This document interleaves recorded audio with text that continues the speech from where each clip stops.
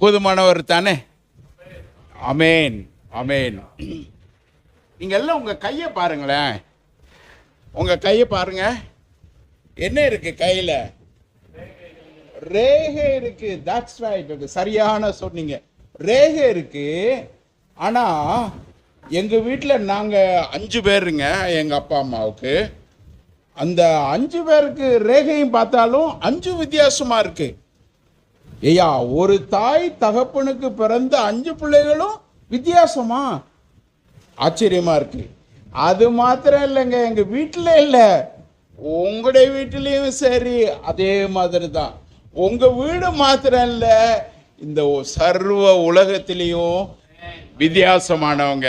ஐயா, இந்த உங்களுக்கு இருக்கிற இந்த கை ரேகை மாதிரி உலகத்தில் வேற யாருக்கும் கிடையாதுங்க.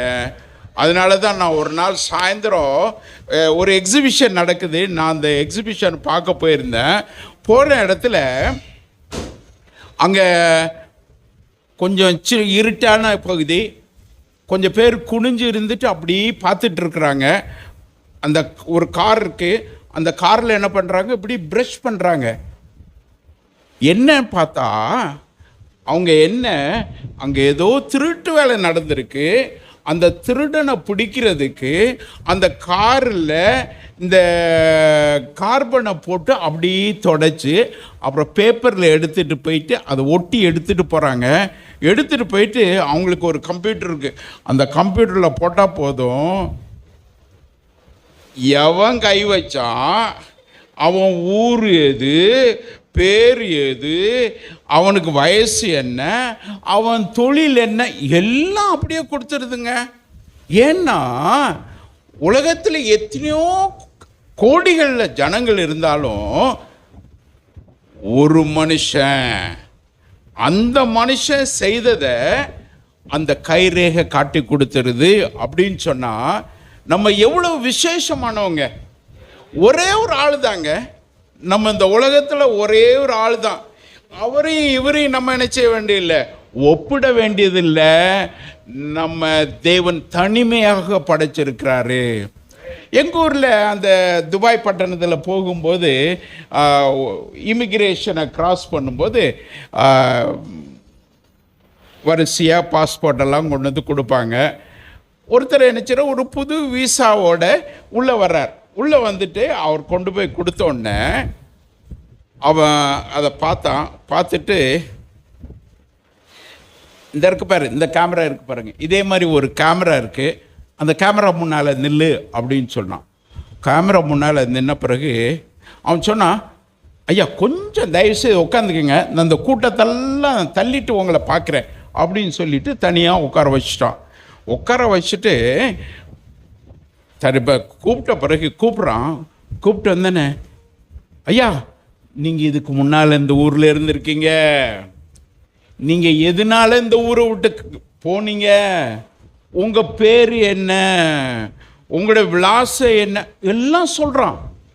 ஐயா நான் இதுதான் முதல் தடவையாக நான் இந்த ஊருக்கே வர்றேன், நல்ல அழகான தேசம், சத்தியமாக சொல்கிறேன் அப்படின்னு சொல்கிறான். பார்த்துடுங்க. ஆனால் அவன் சொல்கிறா, ஐயா உனக்கு வயசு என்ன, எனக்கு வயசு என்ன, நீ எங்கள் அப்பாவுக்கு அம்மாவுக்கா பிறந்த? இல்லை, நீ எங்கேயோ பிறந்த, நான் எங்கேயோ பிறந்தேன்.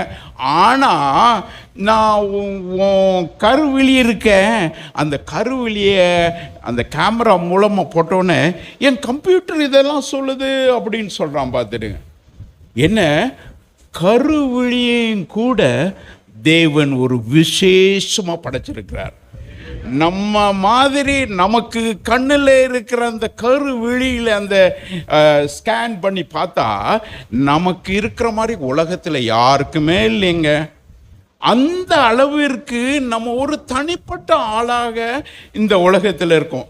அப்போ இந்த தனிப்பட்ட ஆளை குறித்து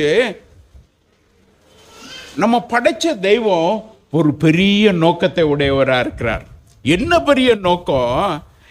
வந்தேன், சாப்பிட்டேன், போனேன், அந்த கதை இல்லைங்க, அந்த கதை இல்லை. சயின்ஸில் சொல்லுவாங்க ஆட்டம் அப்படின்னு சொன்னால் அது அழிக்கவே முடியாதான். அழிக்கக்கூடாத ஒன்று ஆட்டம்னு சொல்லுவாங்க. அப்போ அப்படி இருக்கிறப்ப நம்முடைய வாழ்க்கை அழிந்து போகக்கூடியதில்ல, விசேஷமானவங்க. நம்முடைய வாழ்க்கை என்ன, எப்படிப்பட்ட வாழ்க்கை தெரியுமா? 60, 70, 80, கதை ஓஞ்சுது, மூச்சு இல்லை, போச்சு, அதுதான் வாழ்க்கை.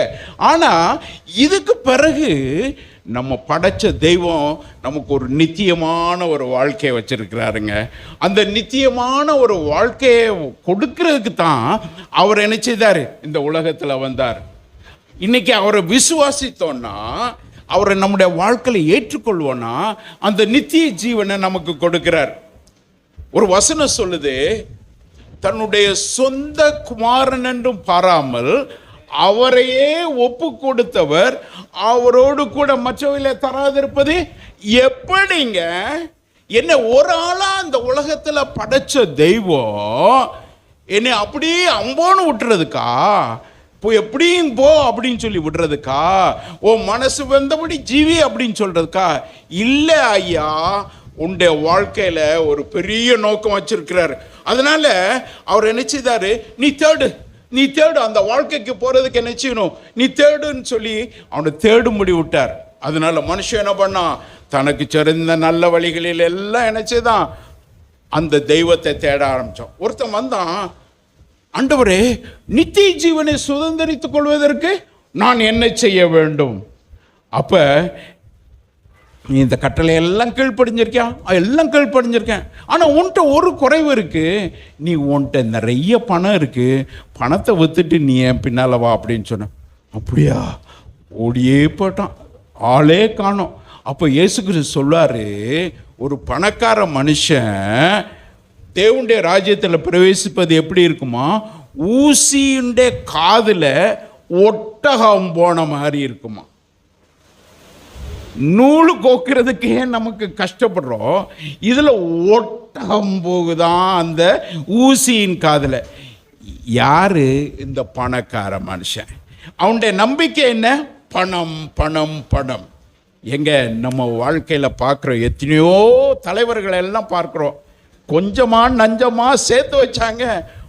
ஓ, அவங்களுக்கு இந்த வாழ்க்கைக்கும் போதும், அடுத்த மகனுக்கும் போதும், பேரனுக்கு பேரன், அவ்வளோ சேர்த்து வச்சுருக்காங்க. கடைசியில் அவர் சிண்டி பார்த்தீங்கன்னா, பணம் வரலையா இன்னைக்கு இன்னும் அப்படின்னு தான் சொல்லுவார். இன்னும் இன்னும் இன்னும். அப்பா, இவ்வளோ சேர்த்திய நீ எங்கப்பா கொண்டு போப்பார? இதெல்லாம் நீ வாரிட்டா போப்பார? இல்லை, எப்படி வெறுங்கையா வந்தியோ வெறுங்கையா நீ போப்பார. இந்த உலகத்தில் எப்படி வந்தியோ அப்படி தான் போப்பார. ஆனால் நீ போகும்போது எங்கே போப்பார? உன்னை கடவுளுடைய ராஜ்யத்துக்கு போப்பார, இல்லை கடவுள் இல்லாத பிசாசுக்கும் அவனுடைய தூதர்களுக்கும் ஆயத்தம் பண்ணன அந்த நரகத்துக்கு போப்பார. ஐயா, இந்த ரெண்டு வழியை விட்டா வேற வழி கிடையாது. நீ தேவனிடத்துல தேவனுடைய ராஜ்யத்துக்கு போகணும்னா ரெண்டு வழி இருக்கு. ஒன்று அவரை தேடணும், இல்லை உன் சொந்தமான வழியை தேடணும், உனக்கு நலமான வழியை தேடணும். அது எங்கே தெரியுமா கொண்டு போகும்? நரகத்துக்கு கொண்டு போகும். இடுக்கமான ஒரு வாசல் இருக்கான், விசாலமான ஒரு வாசல் இருக்கான்.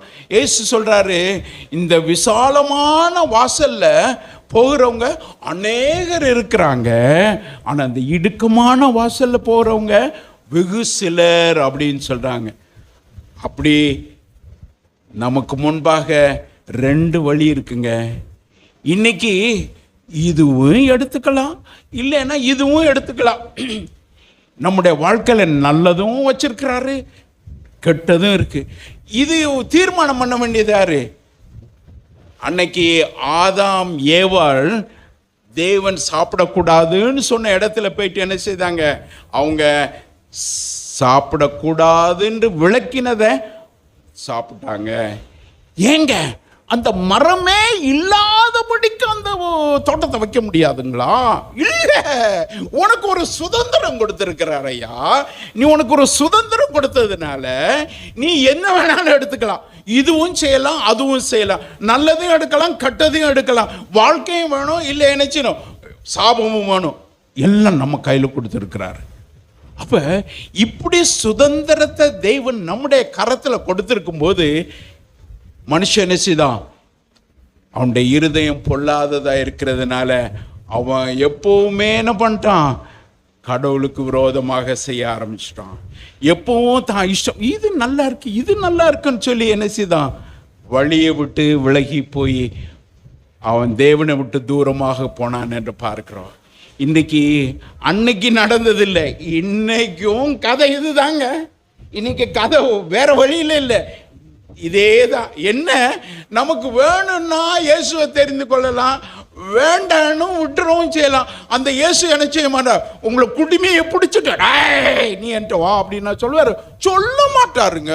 அந்த சுதந்திரம் கொடுத்திருக்கிறாரு தேவன் நமக்கு. என்ன, இதுவும் எடுத்துக்கலாம் அதுவும் எடுத்துக்கலாம். அப்ப இந்த தேவன் என்ன தெரியுமா பண்ணாரு? நம்மை மீட்கும்படிக்கு வேற வழியே இல்லைங்க. பணக்காரன் என்ன பண்றான்? பணத்தை கொண்டு போய் கொட்டுறான். எதுக்கு? புண்ணியம் கிடைக்கணும்னு சொல்லி. சிலர் என்ன செய்றாங்க? நல்ல தானம் பண்றாங்க. சிலர் என்னமெல்லாம் செய்து என்ன பண்ணாங்க? கடவுளுடைய காரியத்தை சுதந்திரிக்கணும்னு பார்க்குறாங்க. ஐயா, பணக்காரனுக்கு முடியும், ஏழைக்கு எங்கேயா போகவான்? ஏழை என்ன செய்வான்? அப்ப கடவுள்னு ஒருத்தர் இருப்பார்னா பணக்காரனுக்கு வேண்டிய தெய்வம், ஏழைக்கு வேண்டிய தெய்வம் அப்படியா இருக்கிறாரு? இல்லைங்க. பாருங்க, சூரியனும் சந்திரனும் மழையும் யார் மேல பெய்யுது? நல்லவன் மேலே பெய்யுது மழை. சூரியன் நல்லவன் மேலே உதிக்குது, எல்லார் மேலேயும் உதிக்குதுன்னு பார்க்குறோம். நல்லவன் கட்டவன் இல்லை, எல்லார் மேலேயும் தேவன் ஆசீர்வாதத்தை கொடுத்துருக்கிறார். ஆனால் இன்னைக்கு என்ன பண்ணுறாங்க? மனுஷன் என்ன பண்ணுறான்? ஆசீர்வாதத்தை பிடிச்சிக்கிறான், ஆசீர்வதிக்கிறவரை விட்டுட்டான். அதுதான் பெரிய இழப்பு. ஆகையினால மனுஷன் இழந்து போனதை, மனுஷனுக்கு கிடைக்க கூடாததை மனுஷன் பெற்றுக்கொள்ளும்படிக்கு என்ன செய்தாரு? தெய்வமே மனுஷ சாயலா வந்தாருங்க. இன்னைக்கு அந்த இயேசுவை விசுவாசித்து நம்முடைய உள்ளத்தில் ஏற்றுக்கொள்ளும் பொழுது அவருடைய பிள்ளைகளாக மாறுகிறோமா? யாருக்குயா? நீ என்ன வாழ்க்கை செய்த? நீ என்ன புண்ணியம் செய்த? நீ கடவுளுடைய பிள்ளையா மாறுறதுக்கு ஒன்றும் இல்லைங்க. நான் துன்மார்க்கமா ஜீவிச்சேன், நான் கெட்ட வழியில போனேன். ஆனா இன்னைக்கு இயேசுவை விசுவாசித்து அவருடைய நாமத்தின் மேல் 1 யோவான் 1:12 பார்க்கிறோம். அவருடைய நாமத்தின் மேல் விசுவாசம் உள்ளவர்களாய் அவரை ஏற்றுக்கொண்டவர்கள் எத்தனை பேரா இருந்தாலும் அத்தனை பேரும் தேவனுடைய பிள்ளைகளாகும்படி அதிகாரம் கொடுத்திருக்கிறாருங்க. எப்ப? விசுவாசித்து ஏற்றுக்கொள்ளும் பொழுது. இன்னைக்கு நமக்கு சுதந்திரம் கொடுத்திருக்கிறதுனால அந்த இயேசுவை ஏற்றுக்கொள்ளலாம், இல்லை இயேசுவை விடவும் செய்யலாம். இன்னைக்கு உங்க கையில இருக்கு. இன்னைக்கு உங்களுடைய கையில, உங்களுடைய வாழ்க்கை, உங்களுடைய நித்தியம் உங்களுடைய கையில இருக்கு. இன்னைக்கு நம்ம என்ன தீர்மானம் செய்ய போறோம்? இன்னைக்கு என்ன தீர்மானம் செய்ய போறோம்? இன்னைக்கு தீர்மானம் பண்றதான் நாளைக்கு அவரோட கூட அவருடைய ராஜ்யத்துல நம்ம கொண்டு போய் சேர்க்கும். இல்லைன்னா பிசாசுடைய ராஜ்யத்துல போகும். அப்ப இந்த தேவன் நம்ம விடுதலை ஆக்கும்படிக்கு ஒரு 3 காரியத்தை நமக்கு கொடுத்திருக்கிறார். அதை தான் நமக்கு இன்னைக்கு காலையில சிந்திக்க போறோம். திருப்பி கொள்ளுங்க என்னோட கூட யோவான் எழுதின சுவிசேஷம் 8ஆம் அதிகாரம்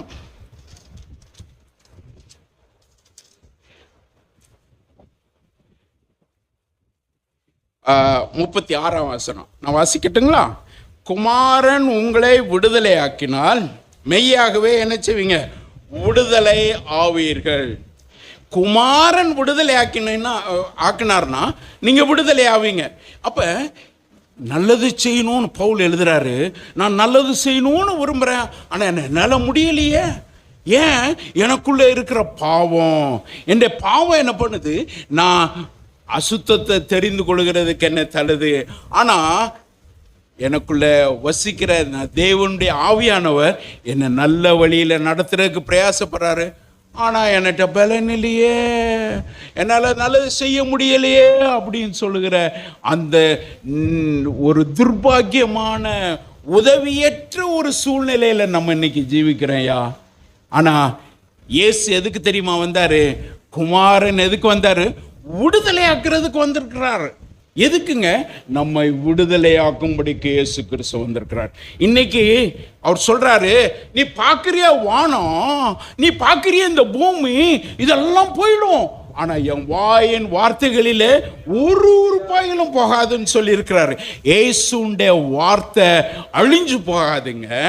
வானம் போயிடும், பூமி போயிடும், ஆனா இயேசுடைய வார்த்தை என்ன செய்யாது? அழிந்து போகாது. இங்க பார்க்கணும், அந்த இயேசு நம்மை தேடி வந்திருக்கிறார். அவர் என்ன? நம்மை விடுதலையாக்கும்படிக்கு வந்திருக்கிறார். இன்னைக்கு என் வாழ்க்கையில விடுதலை கிடைக்குமா? என் வாழ்க்கையில எனக்கு சந்தோஷம் சமாதானம் கிடைக்குமா? உண்டு. இயேசுவுடைய நாமத்தில் உண்டு. இயேசுவை விசுவாசிக்கும் போது தேவன் நம்மை விடுதலையாக்குகிறவராக இருக்கிறார். இங்க பார்க்கிறோம், குமாரன் விடுதலையாக்கினார். எப்படி விடுதலையாக்கினார் தெரியுமா?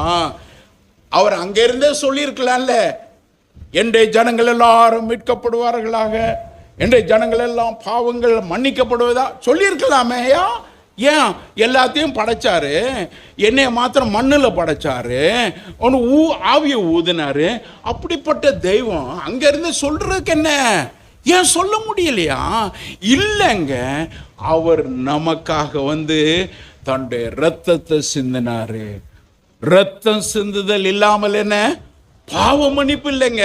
ரத்தம் சிந்தப்படணும். அதனால தான் என்ன செய்றாங்க? ஆடு மாடு கோழி இதெல்லாம் பலி கொடுக்குறாங்க, பாவம் போகும் அப்படின்னு சொல்லி. எங்க பால்காரன்ட்ட போய் பால் வாங்க போறீங்க, பாத்திரத்தை நீட்டுறீங்க. நீட்டும் போது அவன் பால் பாத்திரத்தை உள்ள பார்த்துட்டு, ஐயா பாத்திரத்தை சுத்தம் பண்ணிட்டு இங்க வா அப்படின்னு சொல். ஏயா? அதில் அழுக்கு இருக்கு.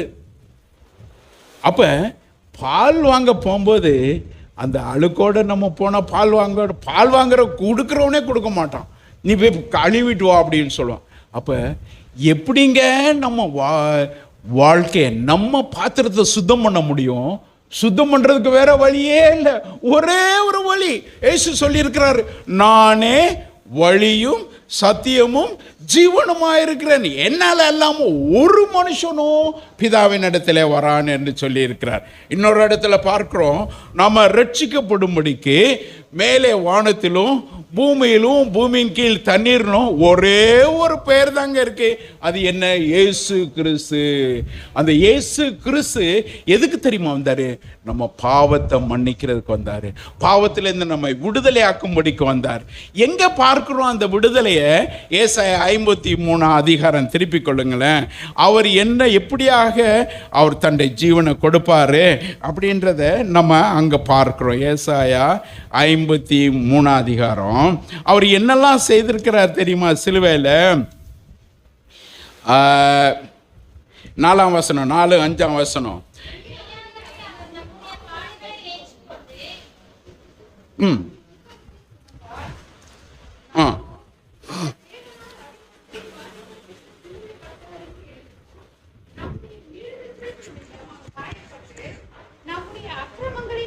அவர் நொறுக்கப்பட்டார், நமக்கு சமாதானத்தை உண்டு பண்ணும் ஆக்கினை அவர் மேல் வந்தது, அவருடைய தழும்புகளால் குணமாகிறோம். அப்ப இயேசு கிறிஸ்து எதுக்கு வந்தாருன்னு பார்க்கிறோம்.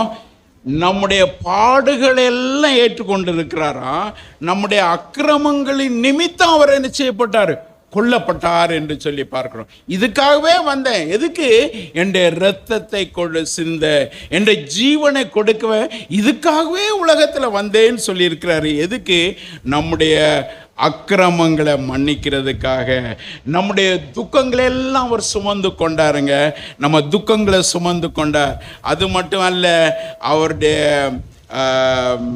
நமக்கு சமாதானத்தை உண்டு பண்ணியிருக்கிறார். சமாதானத்தை உண்டு பண்ணும்படியான ஆக்கினேன்னா என்ன? அடி ஒத்த எல்லாம் எதுக்கு தெரியுமா வாங்கினாரு? நமக்கு சமாதானம் கிடைக்கும்படிக்கு. ஐயா, அந்த உலகத்தில் சொல்றாங்க, புண்பட்ட மனதை என்ன செய்யணுமா? புகை வித்து ஆத்தணுமா? அப்படி ஆத்த முடியுமா? கடைசியில் போய் ஆஸ்பத்திரிக்கு போக வேண்டியதுதான், ஆஸ்பத்திரி எங்கேயுமா இருக்க வேண்டியது. அப்போ நம்முடைய வாழ்க்கையை கெடுக்கக்கூடிய காரியங்களை பிசாசு என்ன செய்யறான்? ஆலோசனையாக சொல்லுகிறதை நம்ம பார்க்கிறோம். எப்படி வாழணும்? நீ இஷ்டப்படி வாழ்ந்துக்கோ. நீ என்ன எப்படி சம்பாதிக்கணும்? அடுத்தவன் தலையை தடவி சம்பாதிச்சுக்கோ, எப்படி ஆகிலும் பணத்தை சம்பாதிச்சுக்கோ அப்படின்னு சொல்லுகிற அளவில் பிசாசு நம்மை வஞ்சிக்கிறவனாக இருக்கிறான் என்று பார்க்கிறோம். சமாதானம் இல்லைங்க. உலகத்தில் எந்த நாட்டுக்கு போனாலும் உலகத்தில் சமாதானம் இல்லை. சமாதானம் எங்கே இருந்து வருங்க? நம்ம நல்லது செய்தால் வருங்களா? நம்ம நல்லா நடந்தாமா வருமா? இல்லை. உலகத்தில் சமாதானம் எங்கே இருந்து வரும்? இயேசு ஒருவர் மட்டும்தான் கொடுக்க முடியும். இயேசு ஒருவர் தான் நமக்கு சமாதானத்தை கொடுக்க முடியும். ஏங்க அவர் அத்தனை அடிபட்டார, அதுல தப்பி போகிறதுக்கு என்ன? ஒரு நாள் என்ன பண்ணுவாங்க, மலையில் கொண்டு போயிட்டு அவருக்கு மலை உச்சியிலேருந்து தள்ளி விட பார்ப்பாங்க. ஆனால் அவங்க மத்தியிலேருந்து மறைஞ்சு போயிடுவார். ஏயா நீங்கள் அன்னைக்கு மறைஞ்சு போனீங்களே, இன்னைக்கு சிலுவையில் அறைய போகிறானே, இதுலேருந்து தப்பிச்சு போக முடியாதா அப்படின்னு சொல்லுவார். அப்போ ஆனால் அவர் சொல்லுவார், கெத்செமனே தோட்டத்தில் ஜெபம் பண்ணுவார், பிதாவே உமக்கு சித்தமான இந்த பாத்திரம் என்னை விட்டு நீங்கும்படி செய்யும், ஆனாலும் உம்முடைய சித்தத்தின்படி ஆக கடவுது என்று சொல்லி தன்னுடைய வாழ்க்கையை ஒப்பு கொடுத்தார் என்று பார்க்கிறோம். தப்பி போயிருக்கலாங்க, ஆனால் தப்பி போகலை. அவர் இதுக்காகவே வந்திருக்கிறாரு. எதுக்கு? நமக்காக ரத்தம் சிந்துறதுக்காகவே வந்திருக்கிறார். இன்னைக்கு இயேசு கிறிஸ்துவின் ரத்தம் 1 யோவான் 1:7-8 வாசிக்கிறோம். இயேசு கிறிஸ்துவின் ரத்தம் என்ன செய்யுமா? சகல பாவங்களை நீக்கி நம்மை சுத்திகரிப்பதற்கு அவர் உண்மையும் நீதியும் உள்ளவராக இருக்கிறார் என்று பார்க்கிறோம். எத்தனை பாவங்க? 1, 2, 3 இல்லைங்க, சகல பாவங்களை நீக்கி நம்ம சுத்திகரிப்பார். ஐயா, இயேசு வந்ததின் நோக்கம் ஒரு நல்ல சமயத்தை, ஒரு நல்ல மதத்தை ஸ்தாபிக்க வரலங்க, ஒரு நல்ல உபதேசத்தை சொல்லி போக வரல. இந்த உபதேசத்தில் நம்ம நடக்கிறதுக்கு நமக்கு ஒரு கிருபையை தந்து, நமக்கு ஒரு பலனை தந்து நடத்துகிற தேவனாக இருக்கிறார். நல்ல வழியில நம்ம நடத்துகிறவராக இருக்கிறார். எப்போ அந்த இயேசு ரத்தம் என் பாவத்தை கழுவி இருக்கும்போது, ஆண்டவரே என் பாவத்தை மன்னியும் சொல்லும்போது, இயேசு நம்முடைய பாவங்களை மன்னிக்கிறவராக இருக்கிறார். இயேசு நம்முடைய பாவங்களை நாம் அறிக்கையிட்டால் பாவங்களை மன்னித்து எல்லா அநியாயத்தையும் நீக்கி சுத்திகரிப்பதற்கு, ஹல்லேலூயா, அவர் உண்மையுள்ளவருங்க. நம்மெல்லாம் திருட்டு ஜனங்கள், நம்ம வேஷத்துக்கு ஏற்ற கோலத்துக்கு ஏற்ற மாதிரி நம்ம நினைச்சோம் வேஷம் போட்டுக்கிட்டு இருப்போம். ஆனால் அவர் உண்மையுள்ள தேவன். அவரிடத்துல சொன்னா எல்லாவற்றையும் நீக்கி நம்மை சுத்திகரிப்பார். ஏசாயால பார்க்கிறோம், வழக்காடுவோம் வாருங்கள், உங்களுடைய பாவம் சிவேர் என்றிருந்தாலும் அது இரத்தாம்பர சோப்பா இருந்தாலும் அது நிச்சயமா பஞ்சை போல ஆகும் என்று சொல்லுகிறத பார்க்கிறோம். ஐயா, இன்னைக்கு இயேசுவின் இடத்துல நம்முடைய பாவத்தை ஒத்துக்கொண்டு என்னை மன்னியோன்னு சொல்லி கேட்கும்போது இயேசு நம்முடைய பாவத்தை மன்னிக்கிறாரு. மன்னித்து நமக்கு வாழ்க்கையில் சமாதானம் கொடுக்கிறாரு. அப்போ குமாரன் விடுதலை ஆக்கினால் என்று பார்க்கிறோம். எதிலிருந்து விடுதலை ஆக்கிறாரு குமாரன்? நம்முடைய பாடுகள், நம்முடைய துக்கங்கள், இவைகளின் மத்தியில் நமக்கு விடுதலை கொடுக்கிறாரு. அவர் சொல்றாரு, வருத்தப்பட்டு பாரம் சுமக்கிறவர்களே, நீங்கள் எல்லாரும் அந்த வழியிலே நடங்கள், அந்த வழி உங்களுக்கு உத்தமமானது என்றா சொன்னாரு. இல்லைங்க, என்னிடத்துல வா, நான் உனக்கு இளைப்பாறுதல் தருவேன். அது மாத்திரம் இல்லை, என் நுகத்தை உன் கழுத்தில் ஏற்றுக்கொண்டு என்னிடத்துல கற்றுக்கொள். என்ற நுகம் ரொம்ப ஹார்டில், அது இலகுவாக இருக்கிறதுன்னு சொல்லியிருக்கிறாரு. ஐயா, இயேசுட்ட வர்றதுக்கு நம்முடைய வாழ்க்கையில் நம்முடைய உள்ளம் சொல்லும், ஐயோ இந்த இயேசுட்ட போனால் இது செய்யணும் அது செய்யணும். இல்லையா, நீ இருக்கிறபடியே வா, உன்னுடைய பலவீனத்தோட நீ வா. வரும் பொழுது அவர் நினைச்சாரு, கிருபையை கொடுக்கிறாரு. ஐயா இன்னும் சொல்றாரு, உன்னுடைய பலவீனத்திலே என்ன செய்யுமா? என் பலன் பூரணமாய் விளங்கும், என் கிருபை என்ன உனக்கு போதும். அவர் கிருபையை கொடுக்கிறாரையா. பலவீனம்லாம் நம்ம விட்டு போயிடும் இல்லை, பலவீனத்தின் மத்தியில் நமக்கு பலன் கொடுக்கிறவராக இருக்கிறார். அந்த இயேசுவின் இடத்துல நம்ம முழு இருதயத்தோட வரும் பொழுது அவர் என்ன செய்கிறாரு?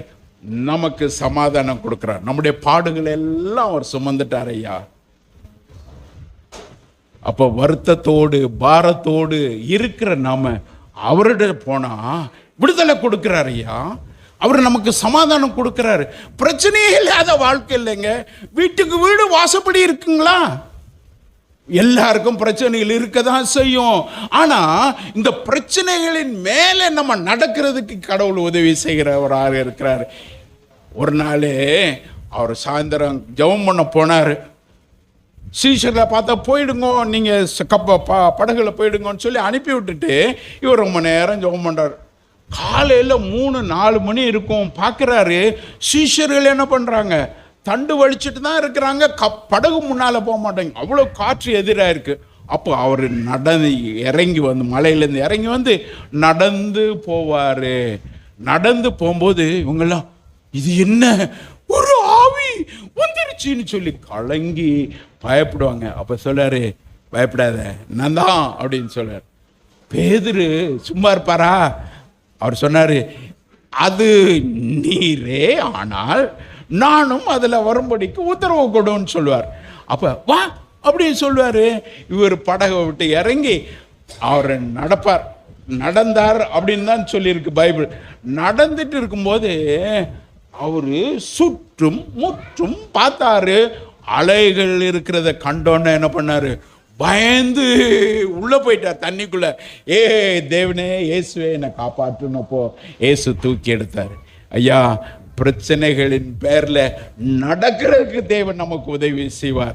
அலைகளின் பேரில் நமக்கு நடக்க உதவி செய்வார். ஐயா, நீ சந்திக்கிற போராட்டங்கள் பிரச்சனைகள் அல்லையா உன் வாழ்க்கையை நிதானிக்கிறது உன் தெய்வம்.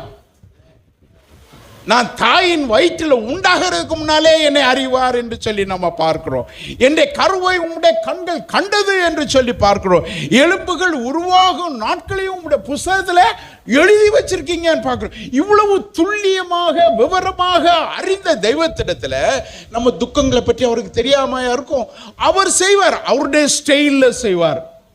நம்ம எதிர்பார்க்கிறபடி இல்லையா, அவருடைய பாணியில் அவர் செய்வார்.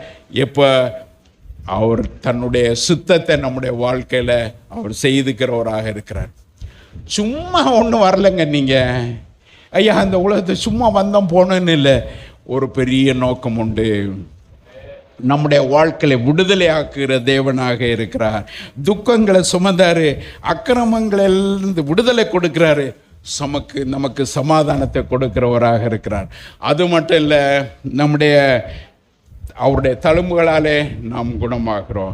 ஐயா, நமக்கு சுகம், குணம், ஹீலிங் எங்கேருந்து வரும்? இயேசுனுடைய தழும்புகளிலிருந்து.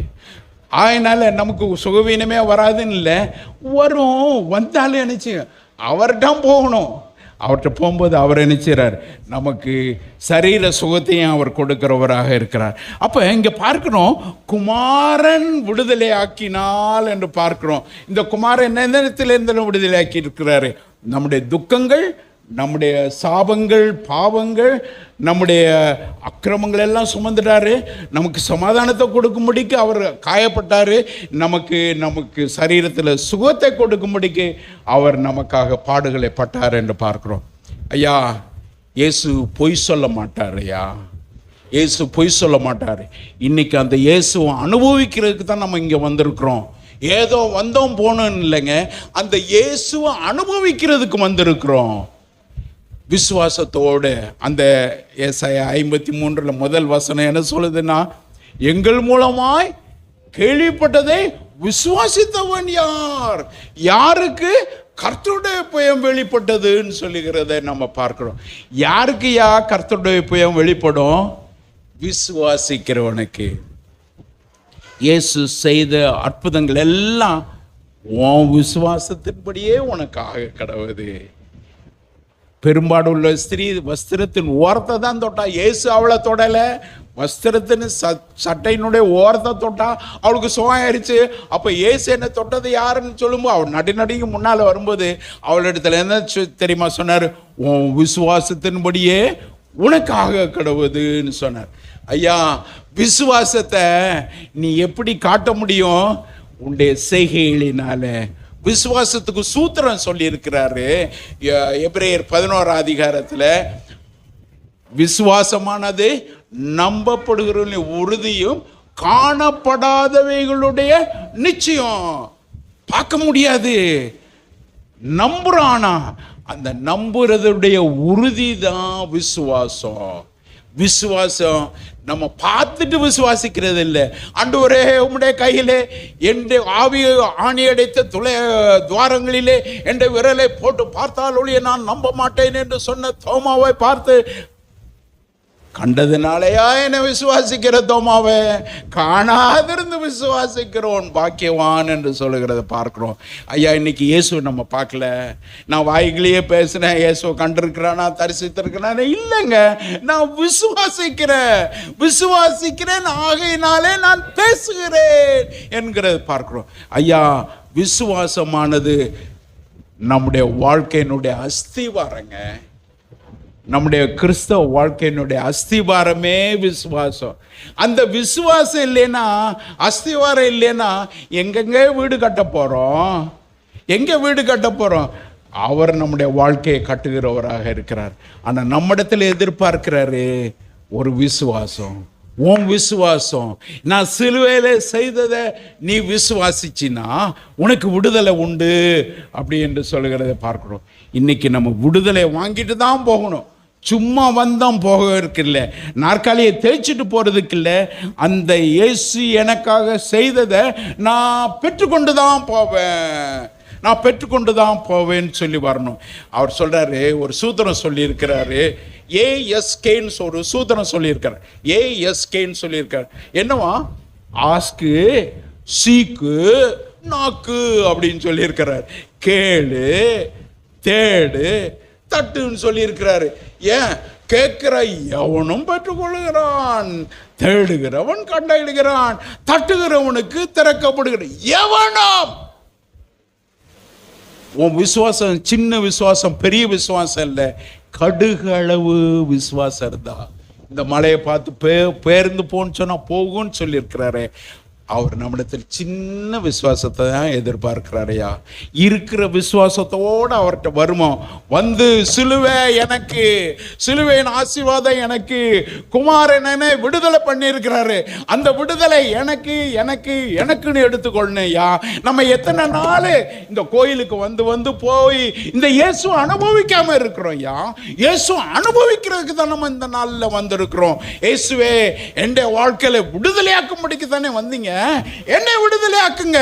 இன்னைக்கு இந்த நாளில் காலை நேரத்தில் என்னை விடுதலை ஆக்குன்னு சொல்லும்போது விடுதலை ஆக்குகிறவராக இருக்கிறார்.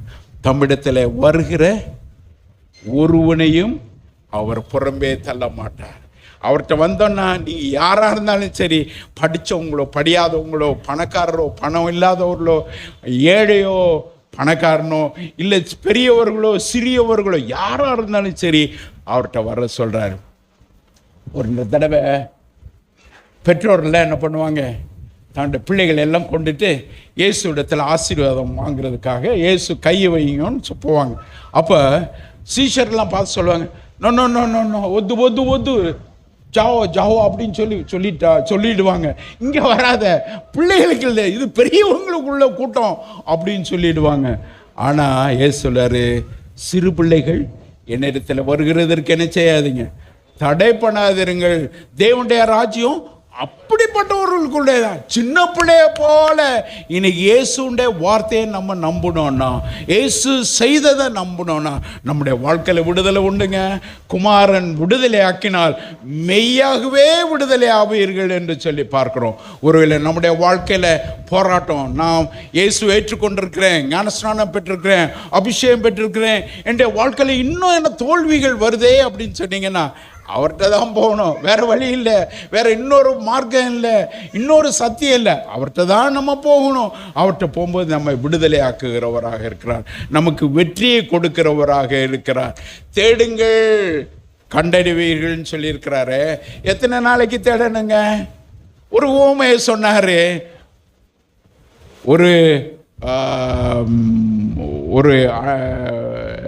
ஒரு ஸ்திரீ அவரிடத்த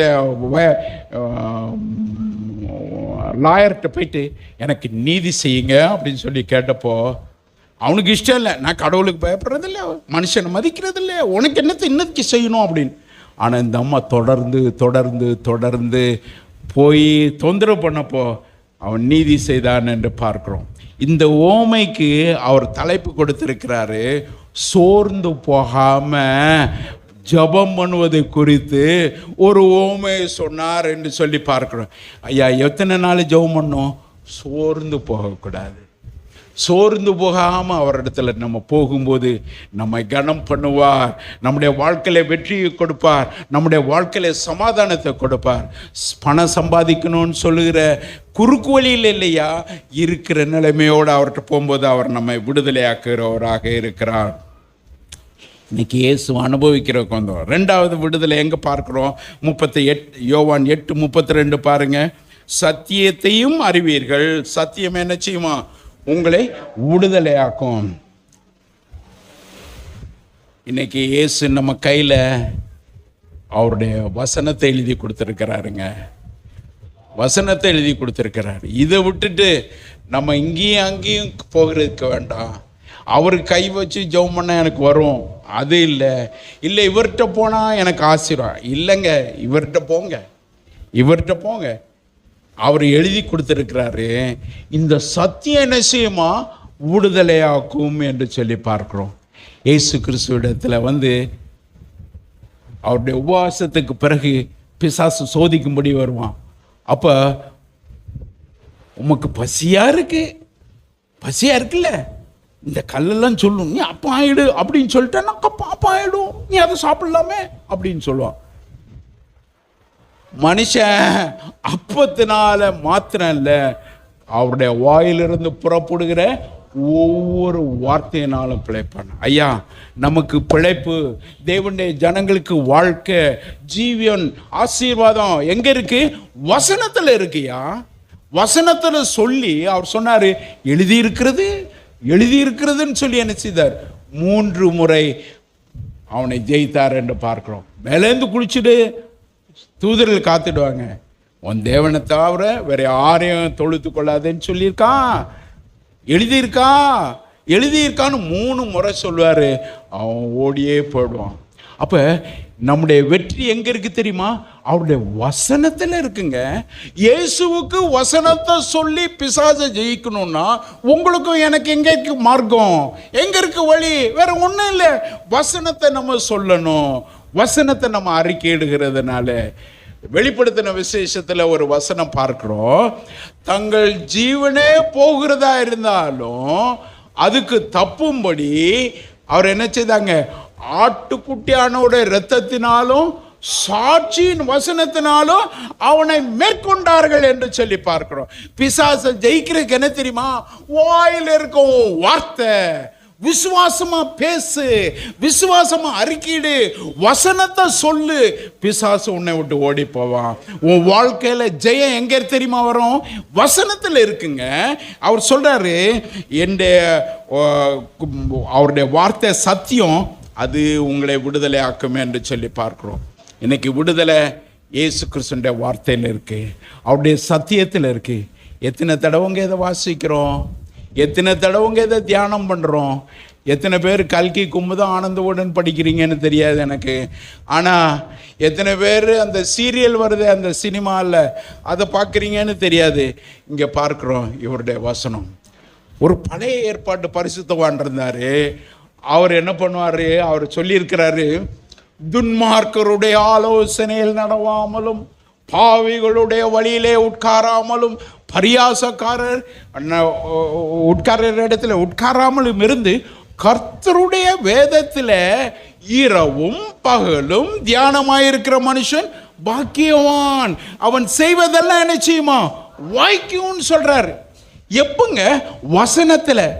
துன்மார்க்கர், பாவிகள், பரியாசம் பண்ணுறவங்க இடத்துல இல்லை. இன்றைக்கி நம்ம டிவியில் சினிமாவோ ஏதோ ஓடுது பார்த்துட்ருக்கோன்னா நம்ம என்ன சொல்கிறோம்? அவன் கடவுள் இல்லாத, அவன் துன்மார்க்கமாக ஜீவிக்கிறவன், அவன் செய்கிறான். அதை பார்த்து நம்ம ரசிக்கிறோம். ஏங்க, நீங்களும் அந்த கூட்டத்தில் போயிட்டீங்களா?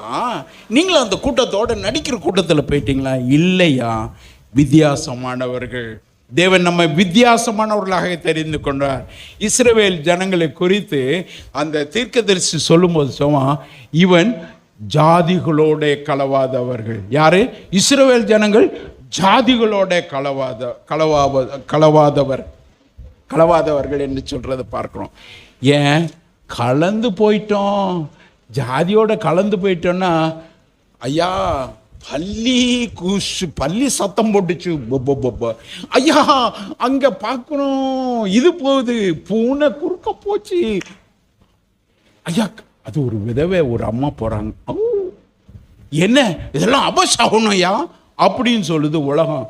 இது இல்லையா, ஜாதிகளோட நம்ம கலந்து போகிறதுக்கு இல்லைங்க, நம்ம தனித்து ஜீவிக்கிறதுக்கு தேவன் நம்ம அழைச்சிருக்கிறாரு.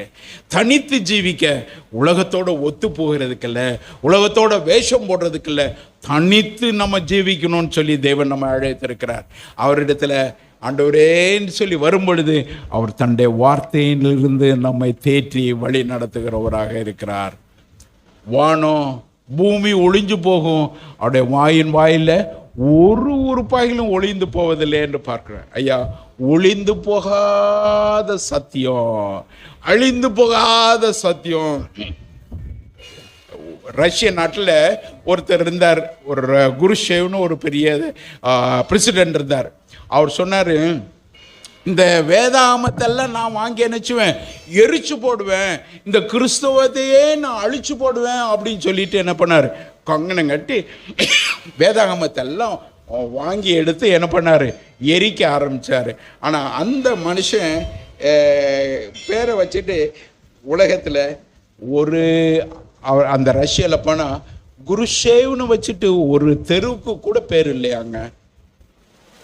கடவுளை அழிச்சிடுவேன்னு சொன்னவன் இன்னைக்கு அவன் இருக்க இடம் தெரியலங்க. இன்னைக்கு நம்முடைய வாழ்க்கையில் எப்படி இருக்கு, நம்ம அந்த தெய்வத்தை நம்ம பற்றி கொண்டும் போது அவர் நினைச்சார் நம்ம ஆசீர்வதிக்க. இந்த தெய்வத்தை எங்கே போய் தெரிஞ்சு கொள்ளுவீங்க? இன்னைக்கு வரோம், பாஸ்டர் ஐயா நமக்கு பிரசங்கம் பண்ணுறாங்க, எவ்வளோ நேரம், அரை மணி நேரம், 3/4 மணி நேரம் செய்வாங்க. அதுக்கு பிறகு அங்கே ஊரில் வீட்டில் போயிட்டு நம்ம இஷ்டப்படி ஜீவிக்கிறக்க. ஐயா வசனத்தை சிந்திச்சு பாரு, வசனத்தை தியானித்து பாரு, உன் வாழ்க்கை செழிப்புள்ளதாக இருக்கும். அவன் செய்வதெல்லாம் வாய்க்கும் என்று சொல்லி பார்க்கிறோம். Prosperity comes from the word of God. அவருடைய வார்த்தையை சிந்திக்கிறதுனால உன்னுடைய வாழ்க்கையில செழிப்பு வருங்க. நீ திருட்டுத்தனமா சம்பாதிக்கிறதுனால இல்ல, அதெல்லாம் அழிஞ்சு போகும். ஆனா இயேசுவை விசுவாசித்து அவருடைய வார்த்தையை சிந்திக்கும் பொழுது அவர் நம்முடைய வாழ்க்கையில வெற்றியை கொடுக்கிறவராக இருக்கிறார். மூன்றாவது இன்னொரு விடுதலையை பார்க்கிறோம். 2 கொரிந்தியர்ல 3:17 நம்ம பார்க்கிறோம். அந்த என்ன விடுதலை? எங்கே ஆவியானவர் உண்டோ, ஆமேன், ஆவியானவர் உள்ள இடத்துல விடுதலை உண்டு. இன்னைக்கு இயேசு சொல்ற, அவருடைய வார்த்தை சொல்லுது, நீங்கள் தேவனுடைய ஆலயமாயிருக்கிறீர்கள் என்றும் தேவனுடைய ஆவி உங்களிலே வாசமாயிருக்கிறார் என்றும் அறியீர்களா? நீங்கள் தேவனுடைய ஆலயமாயிருக்கிறீர்கள். இதுக்குள்ள எதை வச்சிருக்கிறாரு? பரிசுத்த ஆவியை தந்திருக்கிறார் என்று பார்க்கிறோம். தேவன் இந்த பரிசுத்த ஆவியை நமக்குள்ள தந்திருக்கிறபடினால இந்த பரிசுத்த ஆவியானவர் நம்மை விடுதலையாக்குகிறவராக இருக்கிறார். யாருக்கு? விசுவாசத்தோட அவரை கேட்கும் பொழுது அவர் பரிசுத்த ஆவியை நமக்கு கொடுக்கிறார். பொல்லாதவர்களாகிய நீங்கள் உங்கள் பிள்ளைகளுக்கு நல்ல ஈவுகளை கொடுக்க அறிந்திருக்கும் பொழுது பரமபிதாவானவர் தம்மிடத்திலே வேண்டிக் கொள்கிறவர்களுக்கு பரிசுத்த ஆவியை கொடுப்பது அதிக நிச்சயம் அல்லவா? ஒரு மகன் தன்னுடைய தகப்பனிடத்தில் போய் முட்டையை கட்டால் கல்லை கொடுப்பானா? அப்பத்தை கட்டால் கல்லை கொடுப்பானா? முட்டையை கட்டால் தேலை கொடுப்பானா? மீனை கட்டால் பாம்பை கொடுப்பானா? கொடுக்க மாட்டாயா. அவன் நல்ல தகப்பன், தான் பிள்ளைக்கு என்ன செய்யணும்னு தெரியும். அப்படி இருக்கிறப்போ பரமபிதாவானவர் தம்மிடத்தில் வேண்டிக் கொள்கிறவர்களுக்கு பரிசுத்த ஆவியை கொடுப்பது அதிக நிச்சயம் அல்லவா? எதுக்கையா பரிசுத்த ஆவியானவர்? உன் வாழ்க்கையில விடுதலை பெறும்படிக்கு, உன்னுடைய வாழ்க்கையில ஜெயத்தோடு நீ வாழும்படிக்கு, அவரோட தொடர்பு கொள்ளும்படிக்கு, அவரோட பேசும்படிக்கு என்ன செய்றாரு? பரிசுத்த ஆவியானவர் கொடுத்துக்கிறாரு. ஆகையினால இந்த தேவன் மாறி போகலைங்க. இன்னைக்கும் நம்மை விடுதலையாக்குகிறவராக இருக்கிறார். அவரிடத்துல உள்ள நிலைமையோடு கூட வரும் பொழுது குமாரன் விடுதலையாக்குகிறார். சத்தியம் நம்மை விடுதலையாக்கும். அவருடைய ஆவியானவர் நம்மை விடுதலையாக்குகிறவராக இருக்கிறார்.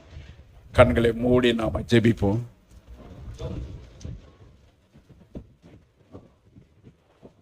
ஏதோ தற்செயலாக நம்ம இந்த காலை நேரத்தில் கடந்து வரவில்லை. தேவன் உங்களுடைய வாழ்க்கை குறித்து ஒரு பெரிய நோக்கமுடையவராக இருக்கிறார்.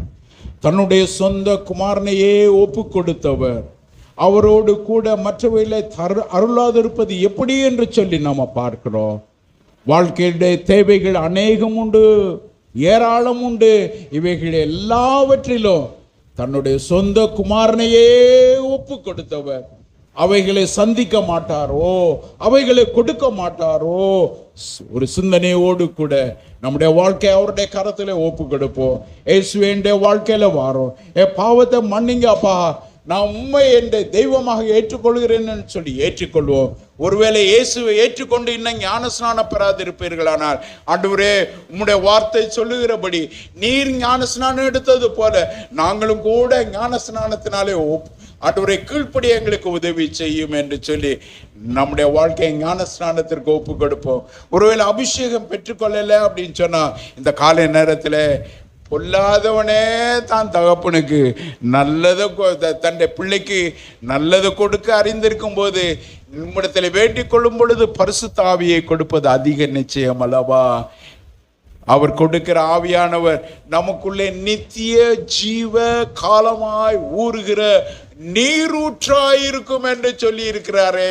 நம்முடைய வாழ்க்கை நாம் ஆசீர்வதிக்கப்படுவதோடு மட்டுமல்ல, மற்றவர்களுக்கும் ஆசீர்வாதத்தை கொண்டு செல்லுகிற கால்வாய்களாய் தேவன் நம்மை வைத்திருக்கிறாரே.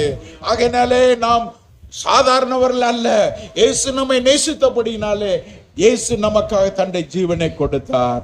இயேசு அவருடைய ராஜ்யத்தில் நம்மை சேர்க்கும்படிக்கு அவருடைய குமாரன் மரித்தபடினாலே நமக்கு இந்த காலை நேரத்தில் விடுதலை உண்டு. வசனத்தை அறிவீர்கள், சத்தியமும் விடுதலை ஆக்கும். பரிசுத்த ஆவியானவர் விடுதலை ஆக்குகிறவராக இருக்கிறார். அன்பின் பிதாவே, இந்த காலை நேரத்திலே உம்முடைய பிள்ளைகளோடு கூட சேர்ந்து ஆராதிக்கும்படியாக கொடுத்த கிருபைக்காக உமக்கு நன்றி செலுத்துகிறேன் ஆண்டவரே. இந்த காலை நேரத்திலும் விடுதலை ஆக்குற தெய்வத்தை குறித்து நாங்கள் சிந்தித்தோம் ஆண்டவரே. அன்றைக்கு பேதுரு சொன்ன சுவிசேஷத்தை கேட்டு இன்றைக்கும் நாங்கள் 21வது நூற்றாண்டில் வாழ்கிற நாங்களும் கூட உம்மை நம்புகிறோமே ஆண்டவரே. அன்றைக்கு சொல்லப்பட்ட சுவிசேஷம் இன்றைக்கும் உண்மையாக இருக்கிறது.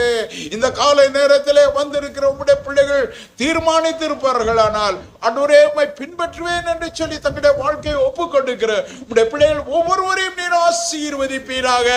ஐயாவை தேடுகிற யாவருக்கும் சம்பூர்ணமான பலனை கொடுக்கிறவராக இருக்கிறீரே. இந்த காலை நேரத்தில் உம்முடைய பிள்ளைகளை ஆசீர்வதிக்க வேண்டும் என்று கெஞ்சுகிறோம். பாவத்திலிருந்து விடுதலையாக்கும், தரித்திரத்திலிருந்து விடுதலையாக்கும், அவருடைய துக்கங்களிலிருந்து விடுதலையாக்கும், சமாதானத்தை தாரும், அவருடைய சரீரத்தில் நல்ல சுகத்தை கட்டளையிடுவீராக. ஹல்லேலூயா.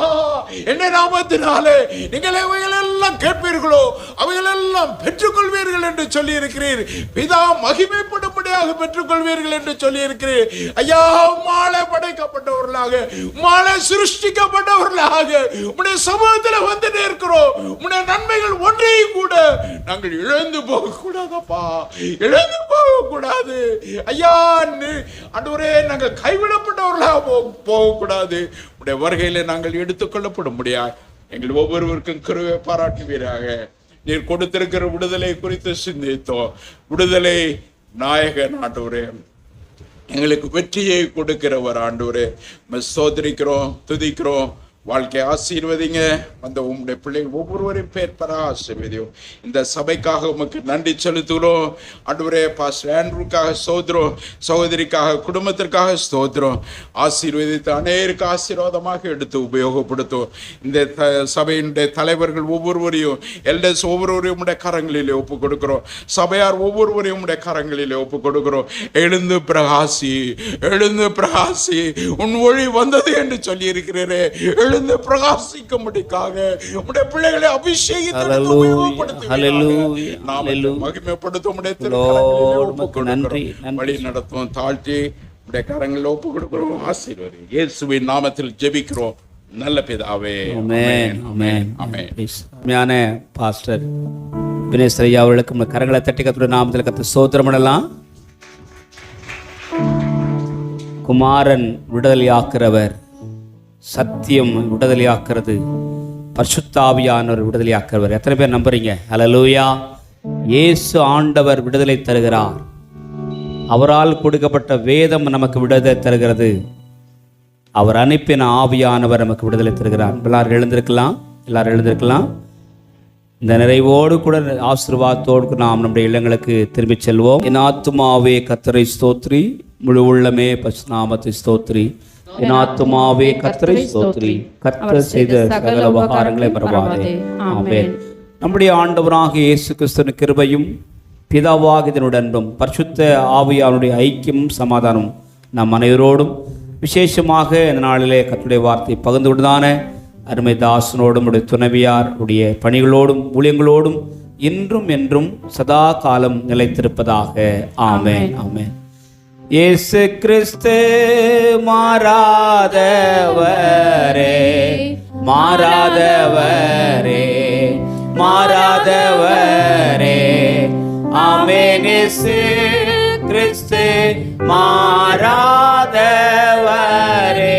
நித்திய நித்தியமா. ஹல்லேலூயா, ஹல்லேலூயா, ஹல்லேலூயா, ஹல்லேலூயா, ஹல்லேலூயா, ஹல்லேலூயா, ஹல்லேலூயா.